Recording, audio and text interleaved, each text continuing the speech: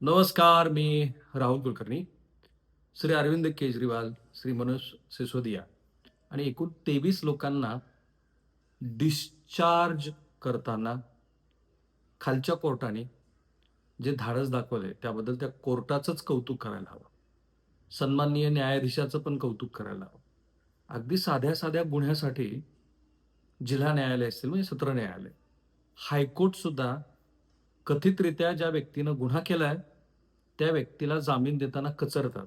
कारण पहिल्या टप्प्यामध्ये माध्यमाचं त्या प्रकरणामध्ये खूप लक्ष असतं. जोपर्यंत राजकीय पाठबळ नाहीये त्या व्यक्तीला, तोपर्यंत तो व्यक्ती जेलमध्येच सडत राहतो. जे मनीष सिसोदिया यांच्याबद्दल झालं. 17 महिने मनीष सिसोदिया हे जेलमध्ये होते. राज्याचे मुख्यमंत्री असलेले श्री अरविंद केजरीवाल यांना सुद्धा 160 दिवसाहून अधिकचा काळ जेलमध्ये व्यतीत करावा लागला, बेल मिळेपर्यंत. आणि म्हणून अरविंद केजरीवाल यांच्या ह्या प्रकरणाचं महत्त्व हे जसं राजकीय आहे, जसं संस्थात्मक कार्यक्षमतेचं आहे, तसंच 3 अत्यंत महत्त्वाच्या शब्दांचं आहे. आणि म्हणून डिस्चार्ज आणि ॲक्विटल, इंटेंट आणि त्याचबरोबर कायद्याच्या अशा गोष्टी, की ज्याच्यामध्ये आपल्याला ॲक्विटल, डिस्चार्ज, इंटेंट ह्या सगळ्या गोष्टीबरोबरच कविताचा जो पासिंग जाता-जाता का असेना पण उल्लेख करायला हवा.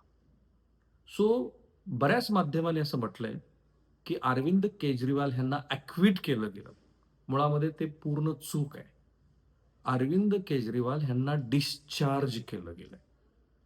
कायद्याचे विद्यार्थी, सर्वसामान्य लोक, पत्रकार, राजकारणी आणि प्रशासनात काम करणारी मंडळी, त्यांनी आजचा हा व्हिडिओ घरोघरी जाऊ दिला पाहिजे. त्याचा नीट अभ्यास केला पाहिजे. मी कालपासनं तो निवाडा वाचत असताना हे जे वारंवार शब्द आले, त्याच्यानंतर माझ्या असं लक्षात आलं, की याचं संपूर्ण विश्लेषण केलं पाहिजे. इतका कायद्याबद्दलचा, आता तो बी-एन-एस आहे, त्याबद्दलचा आपला कमी अभ्यास आहे. मुख्यत्वे काय आहे, तर आपल्याला हे समजून घ्यायचं आहे, की डिस्चार्ज म्हणजे काय? काय असतं एखाद्याने तक्रार दिली. पोलीस त्या तक्रारीचा तपास करतात. कायद्यानुसार एखाद्या गुन्ह्यामध्ये की जिथे 7 किंवा 7 पेक्षा अधिकची शिक्षा होते, तिथं अटक करू नये, असा साधारण नियम आहे. आणि समजा एखाद्याला अटकच करायची असेल, तर त्याला तुम्हाला नोटीस द्यावी लागते. 153 किंवा 156 ची नोटीस म्हणतात. एका विशिष्ट मुदतीनंतर संबंधित कथित आरोपींनी तुमच्याकडं त्याचं म्हणणं मांडल्यानंतर मग तुम्हाला अटकेची अ, प्रक्रिया पूर्ण करावी लागते. पण सुप्रीम कोर्टासह वेगळ्या न्यायालयाने सांगितलंय, की bail should be granted, jail is excuse. तुम्हाला तात्काळ गुन्हेगाराला अटक करण्याची गरज नाही, जे केजरीवाल यांच्याबद्दल पण झालं. त्यामुळे त्याच पातळीवरती पोलीस आधीही कायदेशीर प्रक्रिया करू शकतात आणि समजा त्या व्यक्तीने तक्रार दिली आहे. ह्या केसमध्ये काय राज्यपालांनी सांगितलं, मग सी आली आणि त्यांनी तक्रार दिली. या केसमध्ये सी-बी-आयनं हे करणं अपेक्षित होतं, की जे पोलीस करतात ते म्हणजे सी समरी फाईल करणं, बी समरी फाईल करणं. सी समरीमध्ये गुन्ह्याचा तपास केला आणि मिस्टर केजरीवाल यांचा ह्या प्रकरणामध्ये काहीही सहभाग नाही असं आढळून आलं, तर मग त्या केसमध्ये सी समरी होते. जसं माझ्याबद्दल बांद्रा प्रकरणामध्ये माझ्यावर खोटा गुन्हा दाखल झाला. दाखल झाल्यानंतर दुसऱ्याच दिवशी मला कोर्टाने जामीन मंजूर केला. त्यावेळेला किती मोठं वातावरण तयार झालं होतं. झालं काय? एकाच गुन्ह्यामध्ये 2 आरोपी असू शकत नाहीत. त्यावेळेला त्या नवी मुंबईतल्या एका व्यक्तीचा व्हिडिओ एन-डी-टीव्हीने प्रसारित केला. लक्षात आलं, की त्या व्यक्तीने केलेल्या आव्हानामुळं बांद्र्यातली लोकं जमा झाली होती आणि आमची तशी कुठेही बातमी नव्हती. पोलिसांना नंतर माझ्या प्रकरणामध्ये सपशेल माफी मागून कोर्टात सांगावं लागलं, की आम्ही सी समरी फाईल करतोय. This is a C summary. पण आपला मुद्दा आहे, आता इथून तर सी तपास केला. ते पुढे गेलेत. पण त्यांना डिस्चार्ज करावं लागले. कारण 19,000 त्यातले 14,000 मेल आहेत आणि 19,000 कागदपत्रांचा बंच आहे. तेवढा बंच कनिष्ठ न्यायालयानं वाचला, तर त्यांचं खरोखर कौतुक, त्यांचे आभार, की त्यांनी ह्या प्रकरणामध्ये धाडस दाखवलं. सी-बी-आयला पूर्ण वाभाडेच काढले आणि असं म्हटलं तपास अधिकाऱ्याला, की तुमचा हेतू स्पष्ट नाहीये. तुम्ही आधी कुभांड रचलं थोडक्यात आणि त्या कुभांडाच्या भोवती आजूबाजूच्या गोष्टी केल्या, पण म्हणून कोर्टाने डिस्चार्ज केलं, ॲक्विट नाही. आता उदाहरण देतो तुम्हाला वाल्मिक कराड प्रकरणाचं. वाल्मिक कराड, दुर्दैवी संतोष देशमुख यांच्या हत्या प्रकरणामध्ये वाल्मिक कराडवरती गुन्हा चार्जेस फ्रेम झालेले आहेत. चार्जेस फ्रेम होणं म्हणजे काय?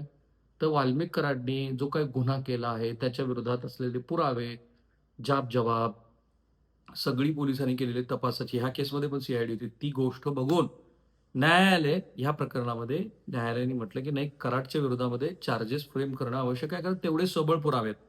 मिस्टर केजरीवाल यांच्या प्रकरणामध्ये असं होतं, की केजरीवाल यांच्या विरोधातले सगळे पुरावे इतके 19,000 पानाचे आणि ते 14,000 मेल बघितल्यानंतर कोर्टाचं असं मत झालं, की कुठेही काहीही तपास नाहीये, सगळं कुभांड आहे.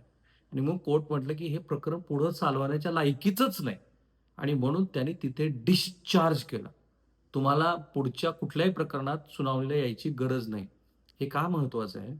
तर जेव्हा कोर्टासमोर हे प्रकरणं येतात, त्यावेळेला निव्वळ सुनावणी होऊन जेव्हा एखादा आरोपी निर्दोष सुटतो, त्या मधल्या 5-10 वर्षामध्ये त्याचं जे काही मानसिक खच्चीकरण होतं, त्याला ज्या कोर्टाच्या तारीख पे तारीखला सामोरे जावं लागतं, हेच त्याच्यासाठी एक मोठी शिक्षा असते. सो मिस्टर केजरीवाल यांच्या प्रकरणामध्ये ते डिस्चार्ज झालेत, ही खूप मोठी गोष्ट आहे. आणि त्यामुळं आता ते ॲक्विटल नसून ते डिस्चार्ज आहे, हे आपल्याला कायदेशीरदृष्ट्या समजून घेणं महत्त्वाचं. आता आहे इंटेंट. इंटेंटचा अर्थ काय, की हा गुन्हा करण्यासाठी तुम्हाला काय असं होतं, की ज्या कारणामुळे तुमची इन्व्हॉल्वमेंट त्या प्रकरणामध्ये हेतू दिसतो. या सगळ्या प्रकरणामध्ये हा जो शब्द आहे इंटेंट, हेतू हाच कोर्टाला दिसला नाही. तो हेतू न दिसल्यामुळे डिस्चार्ज झाला. आणि मग आता तिसरा शब्द तर तो आहे प्रिडिकेट ऑफेन्स. प्रिडिकेट ऑफेन्स म्हणजे जे सुप्रीम कोर्टाने सांगितलं आहे, की जेव्हा एखादं मूळ प्रकरण दाखल असतं, त्या मूळ प्रकरणावर आधारित काही प्रकरणं दाखल होतात. जसं एक गुन्हा दाखल झालाय, ज्या गुन्ह्यामध्ये असं कळलं, की अमुक-अमुक भ्रष्टाचार झालाय. मग त्याच्यातनं तमुक-तमुक रुपये काढून घेतले. मग ते पैसे हे शेल कंपन्यांच्या माध्यमातून वेगवेगळ्या पद्धतीनं ते फिरवले गेले. सो आधी एक ई-सी-आर रजिस्टर्ड म्हणजे एक गुन्हा रजिस्टर्ड आहे. त्याच्यावर उपगुन्हे रजिस्टर्ड होतात आणि मग जो प्रिडिकेट ऑफेन्स आहे, तोच जर रद्द-बातल झाला, जे ह्या मिस्टर केजरीवाल यांच्या प्रकरणात झालं, की त्यांच्या संदर्भातला जो मूळ गुन्हा आहे, तोच डिस्चार्ज झाल्यामुळं आता त्यांच्या विरोधातली जी ईडी आणि तत्सम तपास यंत्रणांची कारवाई ती रद्द झाली. काय वेगाने सीबीआय तातडीनं हायकोर्टात गेलं कालच्या प्रकरणामध्ये. पण तरी सुद्धा तिथे काय होणार आहे, तर मूळ प्रिडिकेट ऑफेन्स रद्द झाल्यामुळं नवीन कोणतेही पुरावे हायकोर्टामध्ये आणता येणार नाहीत. इतकं महत्त्व आहे प्रिडिकेट ऑफेन्सचं. हायकोर्टामध्ये फक्त चर्चा होईल, की जे कनिष्ठ न्यायालयाने दिलेला निवाडा आहे, त्या निवाड्यामध्ये काही तांत्रिक गोष्टी आहेत, त्याचा चर्चा होऊ शकते, त्याच्याबद्दल मतं व्यक्त होऊ शकतात आणि तसं जर नसेल, तर मग न्यायालय म्हणेल, की बाबा हे जे कनिष्ठ न्यायालयाने दिलेला निवाडा आहे, तो बरोबर आहे. इतकं महत्त्व आहे ह्या निवाड्याचं. राहिला कविताचा मुद्दा. हे जे साउथ इंडियन लॉबी म्हटलं जात होतं, ते हे होतं, की कविता यांच्याशी संबंधित एका हैदराबादमधल्या कारण हैदराबाद आणि तेलंगणा, आंध्र प्रदेशमध्ये थोडंसं लिकरचं कल्चर आहे. नाहीतर लिकर भरून असू शकतात मोठे-मोठे उद्योगपती. तर त्या आरोपपत्रात असं म्हटलं, की कविता आणि इतर मंडळींच्या माध्यमातनं या सगळ्या प्रकरणामध्ये साउथ इंडियन लॉबी आली आणि त्यांनी ₹22 कोटी गोव्याची निवडणूक लढण्यासाठी मिस्टर केजरीवाल यांना दिले आणि एकूण ₹100 कोटी प्रकरण होतं. खरं तर ह्या सगळ्या प्रकरणात आणखीन एक दुर्लक्षित गोष्ट राहिली आहे. ज्या साउथ इंडियातल्या व्यक्तीला अटक झाली होती, ज्यांच्या विरोधामध्ये ते खरे किंगपिन आहेत, साउथ इंडियन लॉबी आहे, ते गृहस्थ आज चंद्राबाबू नायडू यांच्या पक्षाकडनं खासदार म्हणून निवडून आलेले आहेत. केंद्रात आहेत.